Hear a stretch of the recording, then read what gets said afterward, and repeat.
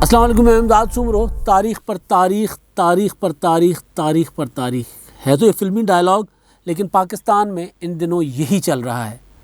ISI chief کی تقرر کے معاملے پر، نوٹیفیکیشن کے معاملے پر حکومت روزانہ تاریخ دیتی ہے، وزراء روزانہ آ کر سب اچھا ہے کا اعلان کر کے خاموش ہو جاتے ہیں، اور پھر یہ کہا جاتا ہے کہ آج نوٹیفیکیشن جاری ہو جائے گا، آج نوٹیفیکیشن جاری ہو جائے گا، مگر نوٹیفیکیشن نہیں آتا۔ آج وزیر اعظم عمران خان صاحب سے یہ سوال ہوا، یہی سوال سابق صدر آصف زرداری سے ہوا۔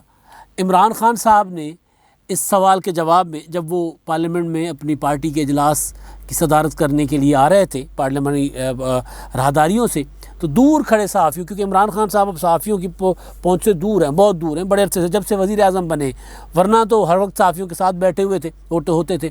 اب تو یہ ہے کہ وزیر اعظم عمران خان صاحب جو ورکنگ جرنلسٹ ہیں، جو رپورٹرس ہیں، ان کے ساتھ کہیں میڈیا ٹاک نہیں کرتے، بلکہ وہ کرتے ہیں کہ کوئی اینکرز کو بلا لیتے ہیں، یوٹیوبرز کو بلا لیتے ہیں، وہ بھی وہ جو کوئی مشکل سوال نہ کرے۔ تو ظاہر ہے اب صورتحال ایسی ہے کہ آرمی چیف اور وزیر اعظم عمران خان میں تناؤ، اس میں تناؤ بڑھ رہا ہے کہ کم ہو رہا ہے، لیکن وقت گزر رہا ہے، وقت بڑھتا جا رہا ہے، طویل ہوتا جا رہا ہے معاملہ۔ جب معاملہ طویل ہوتا ہے تو پھر ظاہر ہے اس کا مطلب یہی ہوتا ہے کہ تناؤ بڑھ رہا ہے۔ تو آج وزیر اعظم عمران خان صاحب جب پارلیمانی پارٹی کے اجلاس کی صدارت کرنے کے لیے جا رہے تھے، تو صحافیوں نے دور سے بلند آواز میں سوال کیا کہ وزیر اعظم صاحب، DGI کے تقرر کا نوٹیفیکیشن کب جاری ہوگا؟ تو عمران خان صاحب ہنستے ہنستے، ماسک لگا ہوا تھا لیکن ہنسی کی آواز آ رہی تھی، ہنستے ہنستے چلے گئے اس ہال میں جہاں پر اجلاس ہونا تھا پارلیمانی پارٹی کا۔ اور دلچسپ چیز یہ صورتحال یہ ہے کہ اس اجلاس میں جو شریک ہونے PTI کے لوگ گئے، سب کے ٹیلی فون باہر رکھوا دیے، کوئی وزیر تھا، کوئی مشیر تھا، MNAs تو تھے ہی ظاہر ہے، تو ان کے سب کے فون باہر رکھوائے گئے۔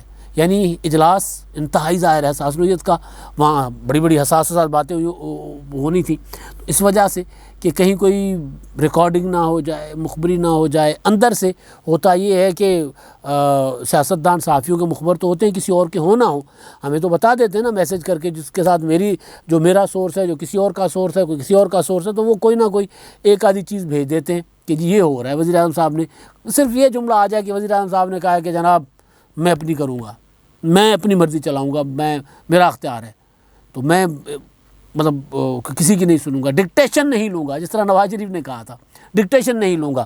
اگر وہ کہتے ہیں اور وہ صرف اتنا آ جائے کہ ڈکٹیشن نہیں لوں گا، اور سوچیں کہ وہ نواز شریف نے تو تب کہا تھا جب الیکٹرانک میڈیا نہیں تھا، آج الیکٹرانک میڈیا ہے، یہ والا ڈیجیٹل میڈیا ہے، یوٹیوب ہے، ٹویٹر ہے، فیس بک ہے، واٹس ایپ ہے، مطلب بات سیکنڈوں میں پوری ملک میں گھوم جائے، تو اس ڈر سے، یا احتیاط بھی کوئی چیز ہوتی ہے، ظاہر ہے جب بڑا پنگا لیتے ہیں آپ تو احتیاط بھی بڑا کیا جاتا ہے، تو اس وجہ سے فون اندر لے جانے کی اجازت نہیں تھی۔ لیکن جو خبر جو اصل ہے وہ یہ کہ وزیر اعظم عمران خان صاحب جو چاہتے ہیں کہ وہ انٹرویوز کریں DGI کے جو امیدوار یا نامزد آرمی چیف صاحب کی طرف سے جو پینل آیا ہے، جس میں لیفٹیننٹ جنرل ندیم انجم صاحب ہیں، جو پہلے ہی جن کو ISPR اناؤنس کر چکا ہوا ہے، لیفٹیننٹ جنرل ثاقب ملک صاحب ہیں، اور لیفٹیننٹ جنرل سرفراز علی صاحب ہیں جو صدرن کمانڈ کرتے ہیں، کمانڈر ہیں صدرن کمانڈ کے۔ تو ان کے جو ہے وہ خبر ہے انصار عباسی کی خبر ہے کہ جی وزیر اعظم صاحب نے فیصلہ کیا کہ انٹرویوز کریں۔ انٹرویوز جو مجھے سمجھ آ رہا ہے وہ یہ ہے کہ انٹرویو کس طرح کا ہوتا ہے، مطلب میں اس طرح کی جب تقرری ہوتی ہے تو ایک رسمی سی ایک ملاقات ضروری ہوتی ہے، چاہے ایک سے ہو چاہے زیادہ سے ہو۔ نواز شریف صاحب جب قمر جاوید باجوہ صاحب کو آرمی چیف لگایا تھا، تو اس سے پہلے جتنے بھی پوٹینشیل کینڈیڈیٹ تھے، یعنی جو آرمی چیف لگ سکتے تھے، ان میں سے جو اوپر والے تھے 3-4، نواز شریف صاحب نے ان سے ملاقاتیں کی تھیں۔ اور جو اس طرح کی جو ISI کے چیف کا تقرر ہوتا ہے، جب ہوتا ہے تو اس میں یہ ہوتا ہے کہ اس طرح تو، کیونکہ اب معاملہ یہ ہے کہ ملاقاتیں ہوتی ہیں، لیکن کیونکہ یہ معاملہ اب تناؤ میں چلا گیا ہوا ہے، لہٰذا اس کو وہ فواد چودھری صاحب کہہ رہے تھے کہ جی ہر 3-4 گھنٹوں کے بعد اپنے مسالہ ڈال کر ہر کوئی اپنا چورن بیچ رہا ہے، تو چورن تو ظاہر ہے مطلب کوئی اور بیچے نہ بیچے، حکومت ضرور بیچ رہی ہے اپنا چورن اس معاملے میں، کہ فواد چودھری صاحب نے کل کہا تھا کہ مشاورت کا عمل مکمل ہو چکا ہے، پروسیس شروع ہو گیا ہے، اور جلد تقرر ہو جائے گا. آج کہتے ہیں کہ جب مشاورت پروسیس ابھی جاری ہے. تو یہ جو چورن ہے، یعنی حکومت اندر کچھ چل رہا ہے لیکن حکومت باہر اگر کچھ بتا رہی ہوتی ہے، تو ظاہر ہے جب معاملہ طوالت اختیار کرتا جائے گا تو پھر کیا سارائیاں ہوں گی، اور پراپر انفارمیشن نہیں ہوگی تو پھر کیا سارائیاں ہوں گی. یہ نام بھی جو میں نے بتائے ہیں یہ ذرائع سے آئے ہیں، آفیشیلی یہ نام نہیں دیے گئے حکومت کی طرف سے یا ادھر وزارت دفاع کی طرف سے یا ISPR کی طرف سے. آفیشیلی نام نہیں بتائے گئے کہ کوئی پینل کے نام آئے ہیں، پینل کے نام آئے ہیں تو کون سے ہیں. آفیشیلی کوئی بات نہیں، صرف یہ ہے کہ مشاورت کا عمل مکمل ہو چکا ہے. مشاورت کے عمل سے یہ سمجھا جاتا ہے کہ 3 4 5 ناموں پر ڈسکشن ہوئی ہے اور اس کے بعد وزیر اعظم صاحب نے نوٹیفیکیشن جاری کرنا ہے، لیکن نوٹیفیکیشن جاری نہیں ہوا. اب تناؤ ہے، بڑھ رہا ہے تناؤ، اور اس تناؤ میں نواز شریف صاحب جو ہیں ان کی لاٹری نکل رہی ہے. وہ باہر بیٹھ کے دیکھ رہے ہیں کہ ہاں جی یہ جب لڑائی ہوگی تو اس کے بعد جو پوٹینشل جماعت ہے جو پاکستان میں مرکز میں حکومت بنا سکتی ہے، اپنے اون پہ بنا سکتی ہے، جس کے لیے صرف راستے کھول دیے جائیں، جن کو روکا نہ جائے، تو ظاہر ہے مسلم لیگ نون ہی ہے. تو وہ مسلم لیگ نون ظاہر ہے وہ بلکہ آج مریم نواز صاحبہ سے امریکی ناظم الامور نے ملاقات کی ہے اپنے وفد کی قیادت، اپنے وفد کے ساتھ. ان کی قیادت میں ایک وفد گیا تھا جاتے عمرہ، وہاں پر ملاقات ہوئی ہے. یہ والی ملاقاتیں سگنیفیکنٹ ہوتی ہیں، یہ روٹین میں کرتے بھی رہتے ہیں اس طرح جو سفارتکار ہوتے ہیں، اور خاص طور پر امریکن جو کونسلیٹ جنرل ہیں یا امریکن سفیر ہیں یا ان کے جو مختلف شعبوں کے جو انچارج ہوتے ہیں پولیٹیکل یا دوسرے، وہ ملاقاتیں کرتے رہتے ہیں پاکستان میں. سیاسی شخصیات سے کرتے ہیں، صحافیوں سے کرتے ہیں، وہ چلتا رہتا ہے. وہ پلس دیکھتے ہیں کہ کیا چل رہا ہے ملک میں، کس طرح ہو رہا ہے. یہ سارا جو کچھ عمران خان کے اور آرمی چیف کے درمیان چل رہا ہے، اس میں پاکستانی پولیٹیکل پارٹیاں کیا سوچ رہی ہیں، پاکستان کے جو ذہین لوگ ہیں، پاکستان کے جو باشعور یا وہ جو انٹیلیجنسیا جس کو کہا جاتا ہے، یا پاکستان کا جو صحافی ہے وہ کیا سوچ رہا ہے، پلس کیا ہے. تو اس طرح کی ملاقاتیں ہوتی رہتی ہیں، ظاہر سگنیفیکنٹ ملاقات ہے. تو بہرحال وہ مسلم لیگ نون جو ہے سارے اس میں اس لڑائی میں جو سب سے بڑی بینیفیشری ہو سکتی ہے کل کو پولیٹیکل، وہ مسلم لیگ نون ہو سکتی ہے. اگر کیونکہ اس کے بعد مطلب پیپلز پارٹی میں بھی اتنا دمخم نہیں ہے کہ وہ مرکز میں حکومت بنا سکے. اور اس ساری لڑائی میں ابھی تو پیپلز پارٹی ویسے بھی بیٹھی بھی ارریلیونٹ ہوئی ہے. پیپلز پارٹی نے جس طرح مسلم لیگ نون نے پورا کا پورا وزن آرمی چیف کے پلڑے میں ڈال دیا. کل مولانا فضل الرحمان صاحب نے کہہ دیا تھا کہ جناب یہ تو ٹوٹل آرمی چیف کا اختیار ہے، وزیر اعظم جاہلانہ ضد پر اڑے ہیں. مولانا صاحب نے کہا. آصف زرداری آج بولے ہیں اس معاملے پر. تو وہ جو تناؤ ہے اس تناؤ پر آصف زرداری کی آج وہ پیشی تھی اسلام آباد ہائی کورٹ میں، وہاں پر اسلام آباد میں احتساب عدالت میں، وہاں پر وہ گئے تھے. اور وہاں پر آج ان سے صحافیوں نے اسی ایشوز پر سوال کیے. زیادہ سوال اسی معاملے پر تھے، جس میں جو سب سے اہم چیز جو مجھے لگی ہے وہ یہ تھی کہ زرداری صاحب سے پوچھا گیا تھا کہ جو ساری صورتحال ہے اس میں اس کو خان صاحب سنبھال پائیں گے. تو اس پر انہوں نے کہا تھا کہ سیاستدان بھی نہیں سنبھال پائیں گے. یعنی آصف زرداری یہ دیکھ رہے ہیں کہ اس سے جو تناؤ کا جو رزلٹ نکلے گا، جو نتیجہ آئے گا، وہ اتنا بھیانک ہوگا کہ سیاستدان بھی، عمران خان کو وہ سیاستدان نہیں مانتے، نہیں سنبھال پائیں گے. اس سے پہلے انہوں نے یعنی اس سوال سے پہلے ان سے سوال ہوا تھا یہ جو DGISA کے تقرر کے معاملے پر. تو انہوں نے کہا تھا کہ جی عمران خان نااہل ہے، انکمپیٹنٹ ہے، اور وہ پہلے بھی اس طرح کر چکے ہوئے ہیں. جب آرمی چیف کے تقرر کا معاملہ تھا تو تب بھی انہوں نے یہی کچھ کیا تھا. ان سے ایک ڈرافٹ تک نہیں بنا تھا آرمی چیف کے تقرر والا.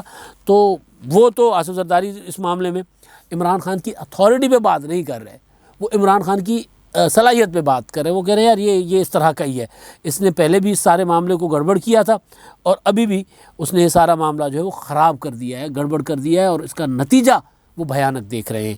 باقی وہ ایک عام سا ان سے سوال تھا کہ جی وہ اگلی حکومت کس کی دیکھ رہے ہیں. تو انہوں نے کہا کہ جی اگلی حکومت تو پیپلز پارٹی کی ہوگی. ظاہر ہے اگلی حکومت آپ کسی بھی سیاسی پولیٹیکل پارٹی سے پوچھیں گے تو وہ یہی کہیں گے کہ جی اگلی حکومت ہماری ہوگی. وہ کیوں کہیں گے کہ جی ہماری نہیں ہوگی؟